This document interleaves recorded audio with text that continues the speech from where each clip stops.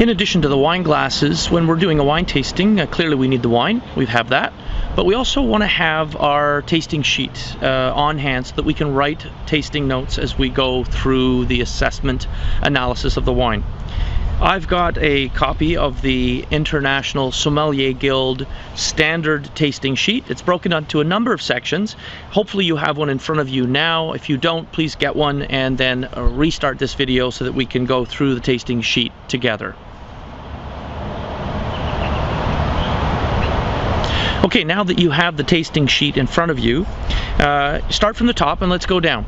You'll see at the top we will identify the specific details of the wine. The name of the wine, the country of origin, the region of origin, the alcohol content, and the price. We can find out all of this information from the combination of the label and the receipt that we have for the purchase of the wine. If you happen to be tasting wines in restaurants, then just write down the price that you paid for the glass that you had or the bottle that you had, and just make a note what the price is based on. Is it a restaurant price? Is it a retail price? Is it a wholesale price, etc.? You might also want to make a note of the size of the volume of the wine that you have. Did you purchase a 750 ml 26 ounce bottle, or did you buy a half bottle? Did you buy a magnum and invite some friends over?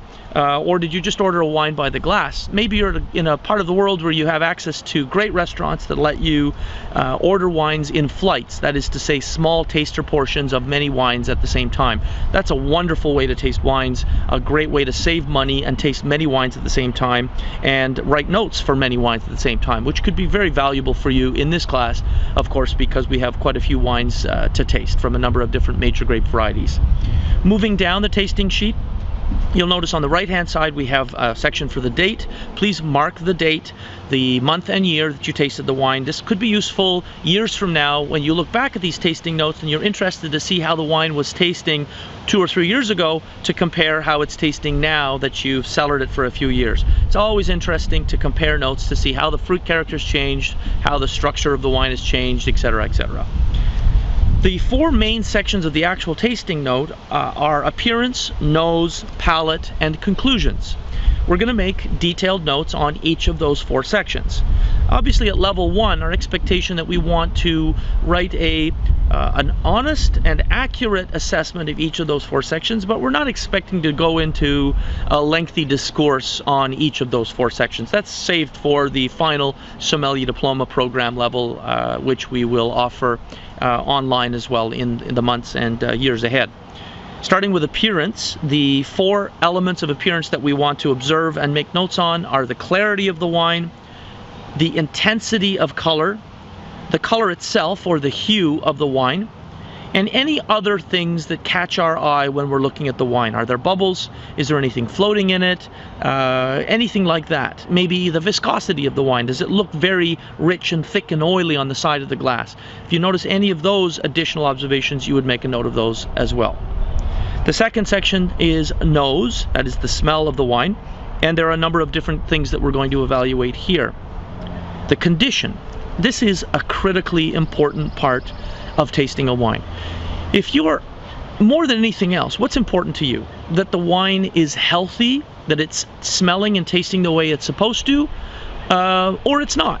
If it's a faulted wine, a bad wine, a wine that's got some issues of cork taint or sulfur issues or acetic acid issues, then clearly you don't even want to taste it and you don't want to proceed with the analysis of the wine. What you're going to do is you're going to take that wine back to the place you bought it and exchange it for your money back or exchange it for a fresh bottle. That should be something fairly easy to do no matter where in the world you live. Once we've assessed that it's a healthy wine or it's a faulted wine, and if it's a faulted wine, we'd like to be able to determine what fault it is, and there's a whole range of faults that are possible in wine, some more common than others. We'll talk about that in a separate video. Once we've assessed the wine for health, we move on to the intensity of the aroma. That is to say, how much smell is there? Some wines smell so strong that you just start to pour them in the glass and already the aromas arrive in your nose. Even from a distance you can smell some of the nuances of aroma. Other wines require you to really move the wine around in the glass to get your nose in and to smell the wine over and over again, just to try to assess what it is that you're smelling. These are the opposite ends of the spectrum. Of course, there'll be many wines that are in between. So when you're trying to gauge intensity, make a note based on how quickly and how much the smell attacks your nose. If you're getting a lot of smell immediately, then we will call it a pronounced intensity. If we are spending minutes evaluating the wine before we really are able to ascertain what we smell, then it would be a low intensity aroma, and if it's something in between, it would be a medium intensity aroma. After we've assessed that, then we're going to want to assess specifically what aromas we smell. There are a number of different categories of aromas, starting with fruit character or floral character. Sometimes you've got wines that have oak character, spice character. Maybe there are certain aromas that are derived from the place that the wines were grown. In other words, the smell of stones, or the smell of mineral, or the smells of earth, maybe the smells of undergrowth. The French use the term sous-bois a lot of the time, especially for wines coming from the Bordeaux region. That's literally the smell of the forest, all the smells that you have in the forest, the smell of the bark, the smell of the ground, the smell of the fungus that are growing on the trees, the dampness, the dryness, whatever the case may be. So this would be another category that we might evaluate. Then we want to take those main categories, and if we're able, to break them down into smaller and smaller pieces. So if we ascertain, as we will in many wines, that there's some kind of a fruity aroma, fruit aroma, we might say, is it a fresh fruit aroma or is it a dried fruit aroma? Is it a berry aroma, or is it a tree fruit aroma, or is it a citrus fruit aroma? If it's a citrus fruit aroma, is it lemon? Is it orange? Is it grapefruit? Etc., etc., etc. The more specific we can get, the more accurate our note will be. After we've assessed that, then we can move on to the next section, which is the palate. That is, how does the wine feel and taste to us? There are a number of different things we have to evaluate here. The first one, and really one that you're tempted to sort of pass over and not make a note on, but you must make a note on every single time, is the residual sugar, the residual sweetness in the wine. Is the wine dry?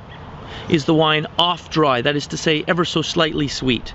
Is the wine a medium sweet? In other words, there's actually quite a perceptible sweetness in the wine, or is the wine very sweet, fully sweet, like a dessert wine would be? We'd make a note of those things. Next, we would move along to acidity. What is the perception of acidity in the wine? And acidity will typically be felt along the sides of the tongue and along the gums.